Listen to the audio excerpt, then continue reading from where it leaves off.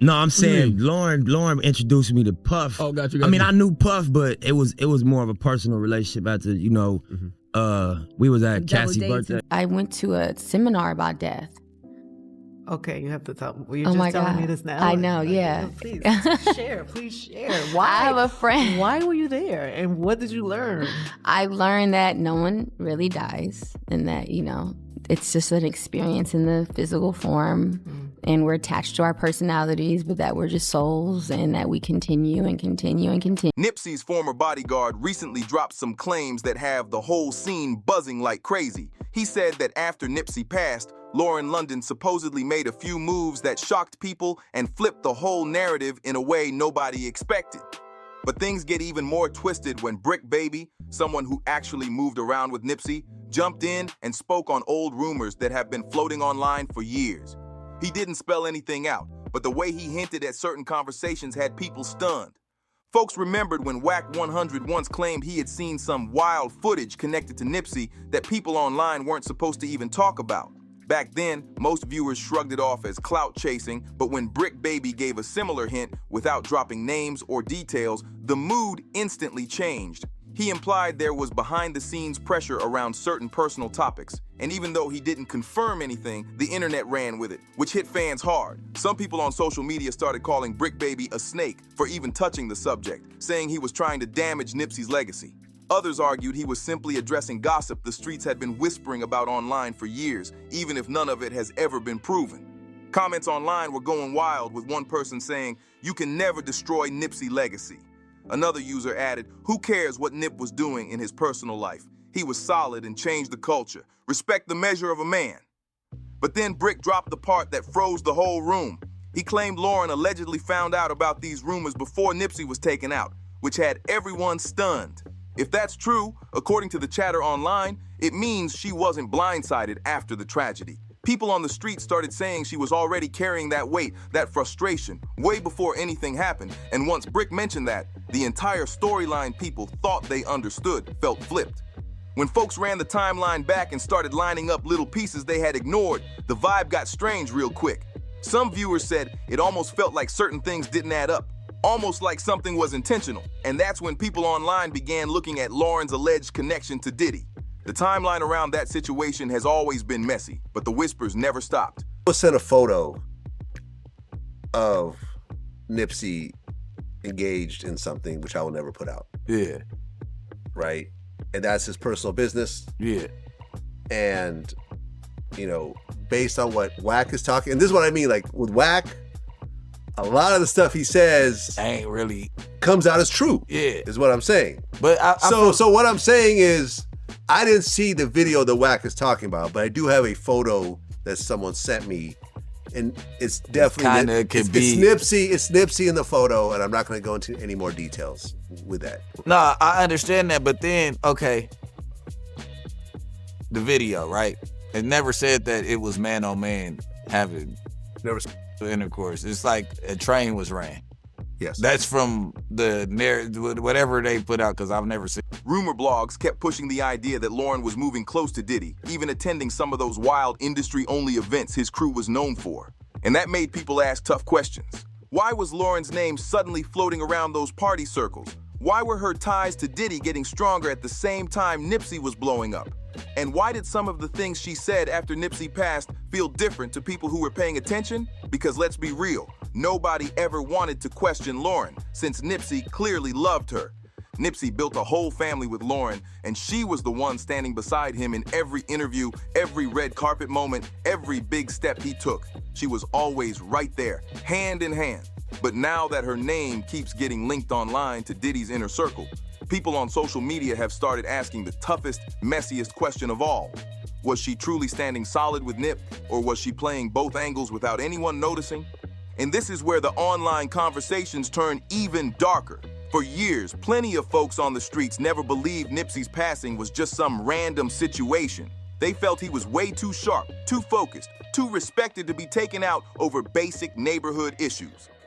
The rumor mill has always pushed the idea that this wasn't just a shooting, it was a removal, a strategic move, a controlled hit pushed by forces bigger than the surface story. Nipsey wasn't the type to play the industry's game. He wasn't bowing down to executives or waiting on major labels to validate him. He moved like a real boss, built like a king, respected like a leader, and the higher he climbed, the more he messed with certain people's control. That alone could make somebody stand out as a problem to the industry machine.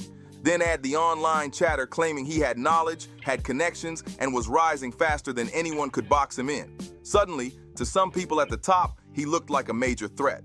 And after Diddy's arrest and all the talk around the RICO case, the internet exploded with theories claiming Diddy allegedly had something to do with the hit. Now, whether anyone actually believes those claims or not, the same point keeps circling back in conversations and forums, and it refuses to disappear. Online conversations started spinning a wild theory saying that if Diddy had any involvement, which has never been proven, he couldn't have pulled anything off alone. People online claimed somebody close would have had to be feeding him info, somebody who wouldn't raise eyebrows, somebody Nipsey actually trusted. And the name that kept getting tossed around in comment sections was Lauren London, even though none of it has been confirmed. Jaguar Wright spoke loudly online saying Lauren was the one who introduced Nipsey to Diddy, and at first folks brushed her off like she was reaching. But then old clips resurfaced where Nipsey himself said on The Breakfast Club that, "It was Lauren who introduced me to Puff." That single line had the internet buzzing. Suddenly the connection wasn't just rumor, it was real. And once people knew the connection existed, the theories started going in every direction. Viewers began wondering, what if Lauren wasn't just a girlfriend? What if she was placed? Others online claimed she might have been the link bringing Nip into industry lanes he wasn't even trying to be part of. And once people viewed it from that angle, the whole situation looked different to them. Old photos began circulating again, showing Lauren and Diddy looking a bit too comfortable for some fans' taste. The type of comfort you wouldn't expect between your partner and his industry mentor. Meanwhile, in one of those pics, Nipsey is literally standing in the background, looking like the third wheel, which had the comment sections going wild with speculation. There wasn't any beef, no drama, just this strange vibe that didn't make sense until people started revisiting the timeline. With the biggest rapper at the time, everything's great. By the way, isn't she? Lauren is the one that introduced Nip to Diddy. Diddy couldn't even get to Nip, even though he had ties in L.A. It was Lauren that brought Nip. And after Nipsey's passing, Lauren sat down with Angie Martinez for a calm, emotional interview. But there was one moment viewers still bring up because it shocked them. It was the part where she quoted something Diddy told her, and the internet couldn't let it go.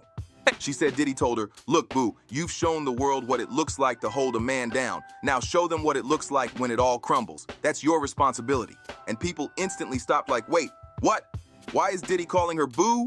A nickname Nipsey used. Why does he even have that level of access to speak to her like that? And why did his message come off so personal and almost controlling? Fans online said the whole thing felt like puppet master energy, like he was guiding her through some narrative he wanted out there, and the comment section went wild. But then Lauren dropped something even heavier, something that had Angie looking puzzled on camera. Lauren revealed she had attended a death seminar before Nipsey passed, and that had the internet stunned. Viewers were asking how someone ends up at a death seminar before losing their partner, unless they were preparing mentally or already sensing something heavy in the air. The whole situation had people scrambling for answers, and the mystery around that detail still sparks debates every time the clip resurfaces. That one detail flipped the whole vibe. The interview shifted from pure emotion to people questioning the timing real quick, and conversations online blew up. Another piece that kept getting pulled into the mix came from Gene Deal, who used to work security around Diddy. He claimed Nipsey once asked Diddy for guidance on making Victory Lap hit with the same powerful energy as Biggie's Life After Death. Gene said Diddy even hinted at the idea himself, and at the time, nobody thought twice about it. But when fans remembered that Biggie's album dropped after he passed, the internet started connecting dots, even though nothing has ever been proven. That's when the theory snowballed across comment sections, and Gene Deal's comments got replayed everywhere. He said letting Diddy get involved might have been Nipsey's biggest mistake, because after that, folks claimed Nip was spending more time at Diddy's mansion than in his own studio. Online conversations started pointing out how Nipsey began looking stressed, distant, and drained during that period, at least according to people watching from the outside.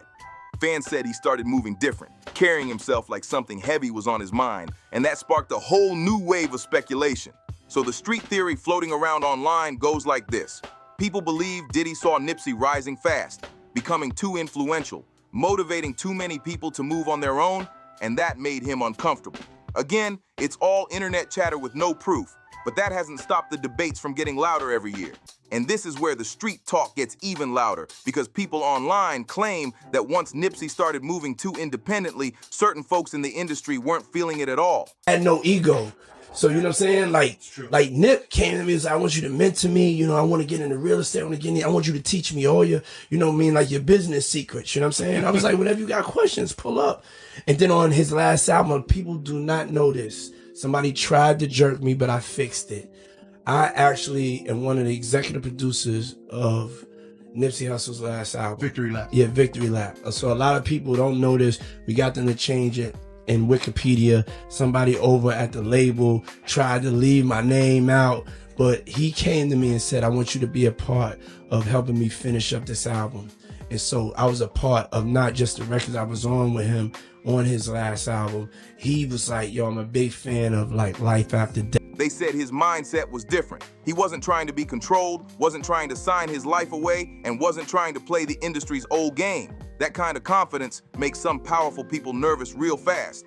Then rumor pages started bringing up stories about how certain execs supposedly wanted Nipsey to fall in line, but he kept brushing them off, staying focused on his own blueprint.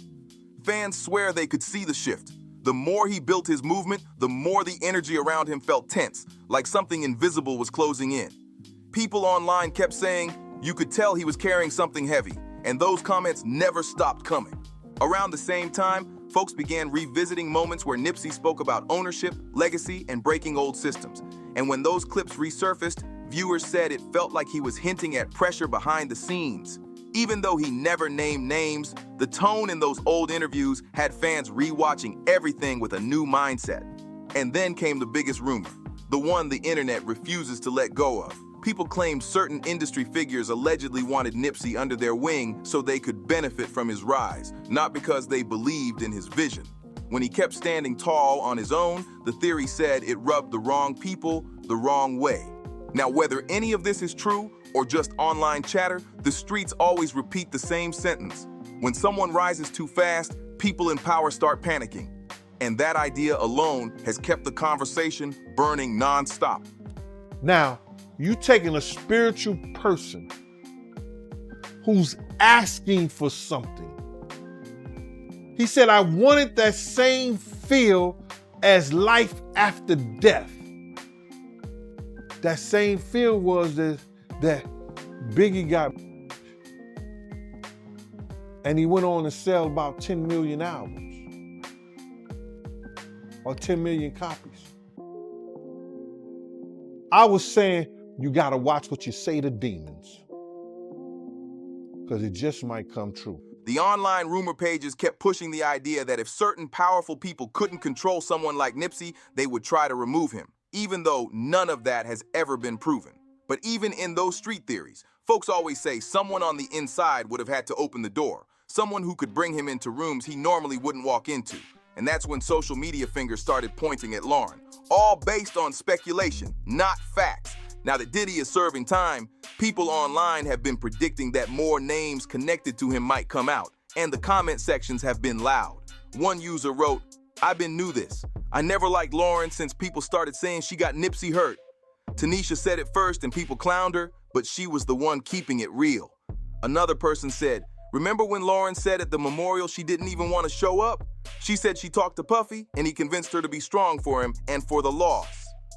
And fans keep pointing out that Puffy is credited as an executive producer on Victory Lap, Nipsey's last album, which only added more fuel to online speculation, even though none of it has been confirmed. So now people are debating the biggest questions of all.